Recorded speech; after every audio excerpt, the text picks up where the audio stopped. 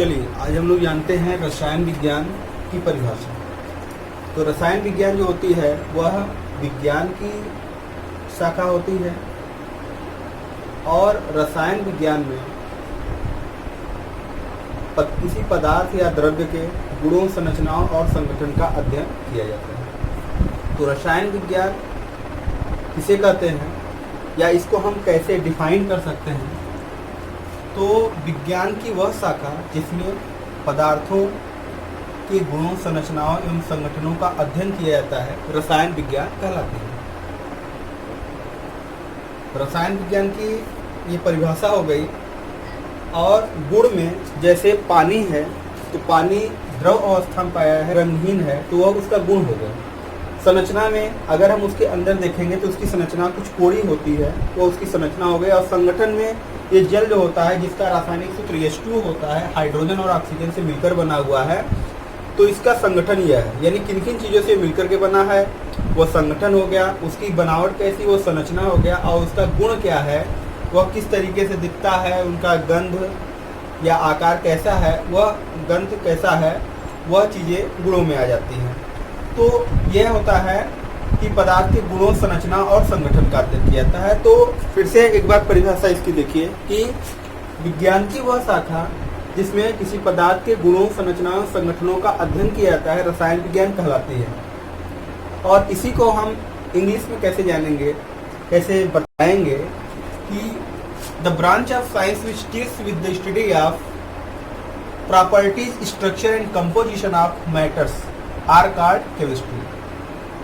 तो रसायन विज्ञान की दो शाखाएं होती हैं और वो शाखाएं हैं, मुख्यतः दो शाखाएं होती हैं। एक होती है कार्बनिक रसायन और अकार्बनिक रसायन।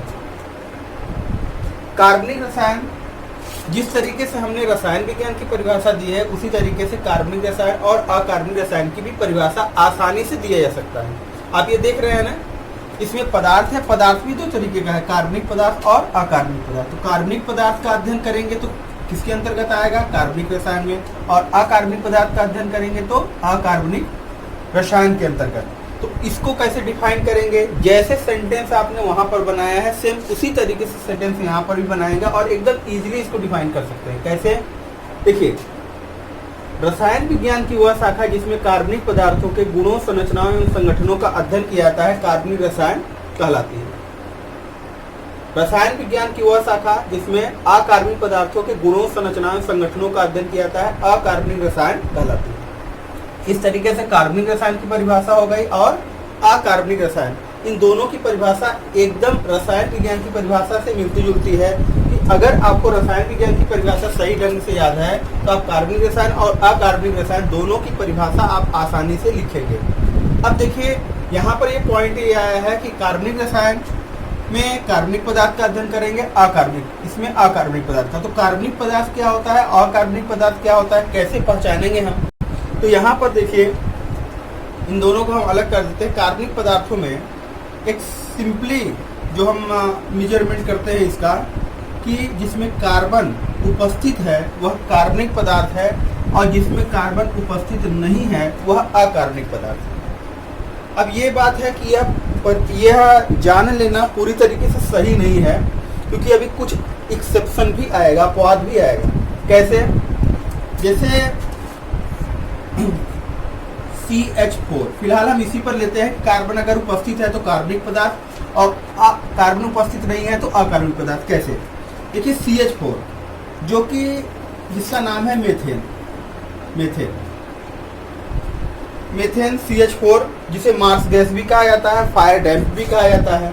तो मार्स गैस क्यों कहते हैं? क्योंकि ये दलदली स्थान पर पाया जाता है और कोयले की खानों में आग लगने का मुख्य कारण मीथेन गैस की उपस्थिति होती है, इसलिए मीथेन को फायर डैम्प कहा जाता है, यानी दबी हुई आग कहा जाता है। फिलहाल दूसरी परिभाषा, दूसरा जो है एग्जाम्पल यहाँ पर हम देखते हैं मीथेन C2H4। इसमें भी देखिए कार्बन उपस्थित है, कार्बनिक पदार्थ, इसमें भी कार्बन उपस्थित है, कार्बनिक पदार्थ। C2H4 ये क्या है? ये है आपका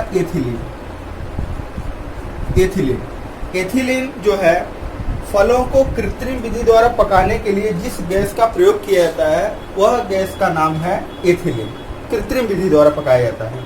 कई बार ये क्वेश्चन एग्जाम में आपको पूछे जाते हैं बहुत इंपॉर्टेंट है ये कि फलों को कृत्रिम विधि द्वारा कृत्रिम विधि से किसके द्वारा पकाया जाता है, या इसी तरीके से बहुत सी एग्जाम में आप देखेंगे तो C2H4 ये इसका सूत्र है, एथिलीन। उसी तरीके से एक आपका और एग्जाम्पल है जो अभी करंट के एग्जाम में पूछे गए थे, C2H2, ये है आपका एसिटिलीन। एसिटिलीन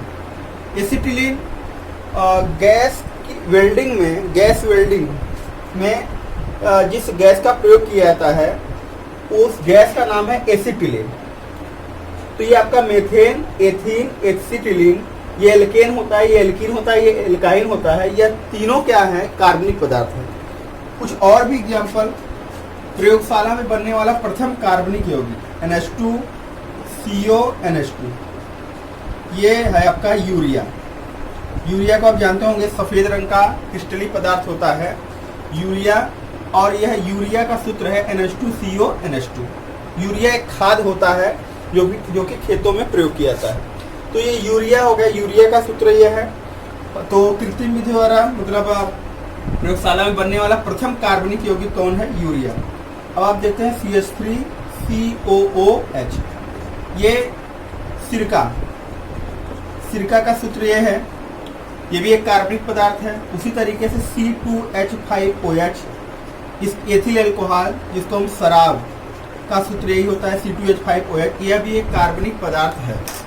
तो ये सब कार्बनिक पदार्थ हो गए। कुछ एग्जाम्पल उसके हैं, ऐसे तो बहुत से हैं, लेकिन कुछ एग्जाम्पल हमने यहाँ पर लिख दिया। तो methane, ethylene, acetylene, urea, acetic अम्ल, एथिल अल्कोहल, यह सब क्या है? कार्बनिक पदार्थ है, क्योंकि इसमें कार्बन उपस्थित है।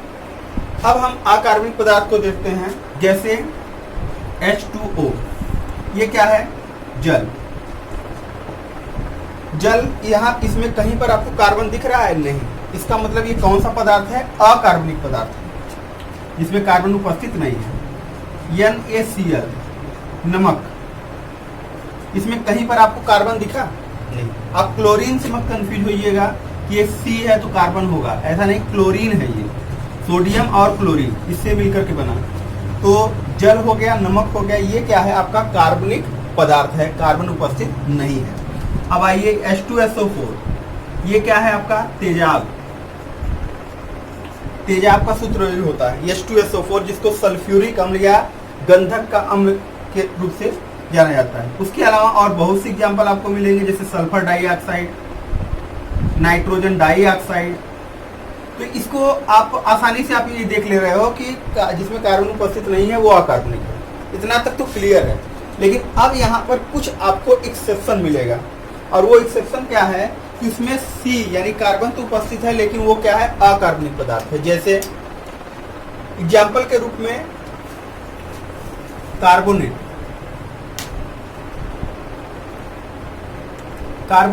ये क्या होता है? CO3 ये कार्बोनेट समूह होता है, ये जिसमें CO3 उपस्थित होता है उसको हम कार्बोनेट कहते हैं। तो कार्बोनेट में एग्जाम्पल के रूप में देखेंगे, जैसे Na2CO3, sodium carbonate, K2CO3, potassium carbonate, ऐसे तमाम है। तो जिसमें CO3 यानी ये कार्बोनेट जो रहेगा वो कौन सा पदार्थ है? आपका अकार्बनिक पदार्थ है, ध्यान दीजिएगा। ठीक। दूसरा बाइकार्बोनेट।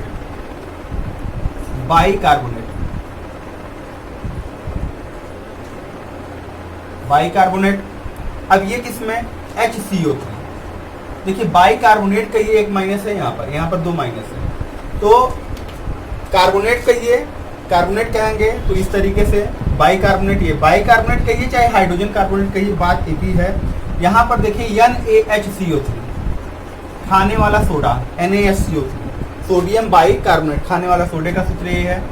KHCO3, ये कौन सा है? पोटेशियम बाइकार्बोनेट है। ये सोडियम बाइकार्बोनेट, पोटेशियम कार्बोनेट, बहुत से हैं ऐसे एग्जाम्पल। तो कार्बोनेट, बाइकार्बोनेट, ये सब क्या होते हैं? कौन से पदार्थ होते हैं? ये अकार्बनिक पदार्थ होते हैं। अब उसके बाद एक आता है आपका साइनाइड, जिसमें CN समूह उपस्थित हो उसको क्या बोलेंगे हम? साइनाइड। तो इसमें साइनाइड जो है आपका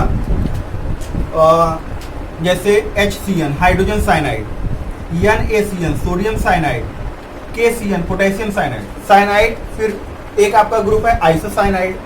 आइसोसाइनाइड में क्या होता है, NC, यहाँ CN है, ये NC, जुड़ने का क्रम बदला हुआ है, इसको हम बोलते हैं आइसोसाइनाइड। Isocyanide okay. अब यहाँ पर आइसोसाइनाइड में फॉर्मूला जैसे NaNC sodium isocyanide, KNC potassium isocyanide. इसी तरीके से कई ग्रुप आपको मिलेंगे, साइओनेट करके मिलेंगे। तो ये जितने ही आपको मिल रहे हैं, ये जितने भी यहाँ से यहाँ तक मिल रहे हैं, ये सब क्या है, ये सब अकार्बनिक पदार्थ हैं। और अकार्बनिक पदार्थ का अध्ययन किसमें करते हैं, अकार्बनिक रसायन में। तो फिर से एक बार इसको हम रिवाइज कर लेते हैं, जहाँ से हमने स्टार्ट किया था इसको, कि रसायन विज्ञान की परिभाषा से। तो रसायन विज्ञान क्या है, हमारा विज्ञान की शाखा है। विज्ञान की वह शाखा जिसमें किसी पदार्थ के गुणों, संरचनाओं, संगठनों का अध्ययन किया जाता है, रसायन विज्ञान कहलाती है। रसायन विज्ञान की दो शाखाएं होती हैं, मुख्यतः दो शाखाएं होती हैं, कार्बनिक रसायन और अकार्बनिक रसायन। तो कार्बनिक रसायन क्या होता है, रसायन विज्ञान की वह शाखा जिसमें पदार्थों के गुणों, पदार्थों के यानी कार्बनिक पदार्थों के गुणों, संरचनाओं, संगठनों का अध्ययन किया जाता है, कार्बनिक रसायन कहलाती है। और रसायन विज्ञान की वह शाखा जिसमें अकार्बनिक पदार्थों के गुणों, संरचनाओं, संगठनों का अध्ययन किया जाता है, अकार्बनिक रसायन कहलाती है। अब कार्बनिक पदार्थ कौन होगा और अकार्बनिक कौन होगा, जिसका हम अध्ययन करने जा रहे हैं। इसमें कार्बन उपस्थित है वह कार्बनिक है, जिसमें कार्बन उपस्थित नहीं है वो अकार्बनिक। ये मैक्सिमम पॉइंट है, कुछ एक्सेप्शन पॉइंट आपको मिलेगा यहाँ पर। तो देखिए यहाँ पर methane, ethylene, acetylene, urea, acetic अम्ल, एथिल एल्कोहल, यह सब में कार्बन उपस्थित है, ये सब कार्बनिक पदार्थ है। और इसमें कार्बन उपस्थित नहीं है इन सब में, ये सब क्या है, अकार्बनिक पदार्थ है। अकार्बनिक पदार्थ में एक्सेप्शनल हमने कहा था कि देखिए यहाँ पर सब में कार्बन उपस्थित है, लेकिन सब क्या है, कार्बन उपस्थित है, लेकिन सब कौन से हैं, अकार्बनिक है। ऐसा कैसे, ऐसा इसलिए कि कार्बनिक पदार्थों का कुछ न कुछ ऐसा गुण होता है जिसके आधार से वो ऐसा नहीं केवल कार्बन की उपस्थिति से जाने जाते हैं, उसके अलावा उनके अंदर बहुत से ऐसे गुण होते हैं।